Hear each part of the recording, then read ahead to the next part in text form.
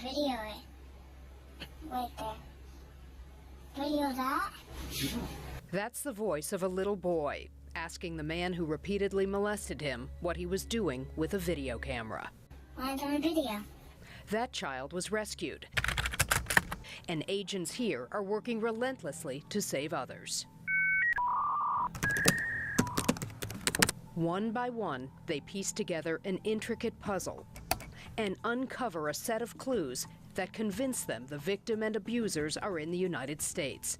But unlike a jigsaw puzzle, investigators don't have a clear sense of the final picture. It was one of those aha moments. Agents raced to Kansas when they spotted this highway sign in the background of a graphic photograph of child exploitation. We drove every highway in the state of Kansas that ran east and west and started with a 2.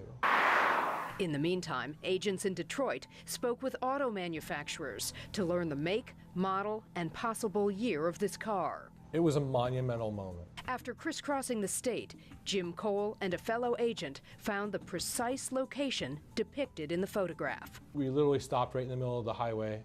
I got out, dodging traffic, grabbed my camera, and knew immediately that it was it.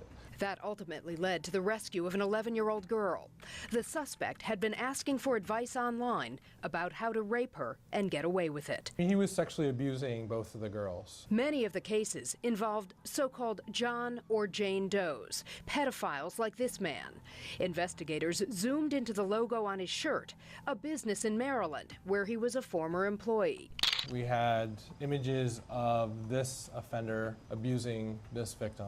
When pornographic material was discovered involving this child and the older woman next to her, agents narrowed down the location to Minnesota by studying the trees and their catch. We took a look at the fish, we consulted with scientists. This office sign provided a critical clue. I mean, if you've been there, then you know where this is. Technology allowed agents to remove the woman and girl from the image and distribute the rest of the scene to people in the parks and recreation industry, including those who advertised in a magazine. One of the advertisers, they said, I think that's such and such a location, and the owners confirmed that it was. In another case, pornographic images revealed lettering on a T-shirt and a swimming pool. The palm tree in the background and a building with a number on it were all that investigators needed. And I know the building numbers are very kind of unique to government installations, and particularly the military. In the end, those clues led agents from a preschool in Virginia Beach, Virginia, to a Pearl Harbor military community in Hawaii. The District of Columbia is unique in that it's the only jurisdiction in the country where investigators can get a nationwide John or Jane Doe arrest warrant for suspects who are not identified, either by name or by location. What we were dealing with was a video depicting an adult male engaged in oral sex with a prepubescent female, 11 years old. This John Doe was arrested within 24 hours of his photograph being released to the public.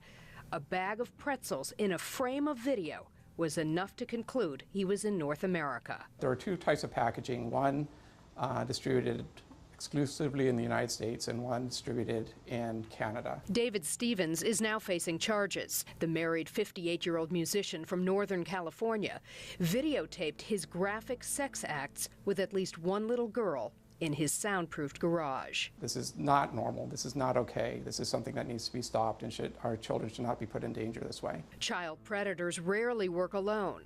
Most are actively engaged with online communities where the currency isn't cash, but fresh images of children, and often an escalation of the crimes committed against them, including torture. The more rare, the newer, sometimes the more extreme material, the higher its value. In all the cases we've shown you, a suspect has been arrested, a child saved, but there are countless others, just a snapshot or video frame away. In Fairfax, Virginia, Andrea McCarran, WUSA 9.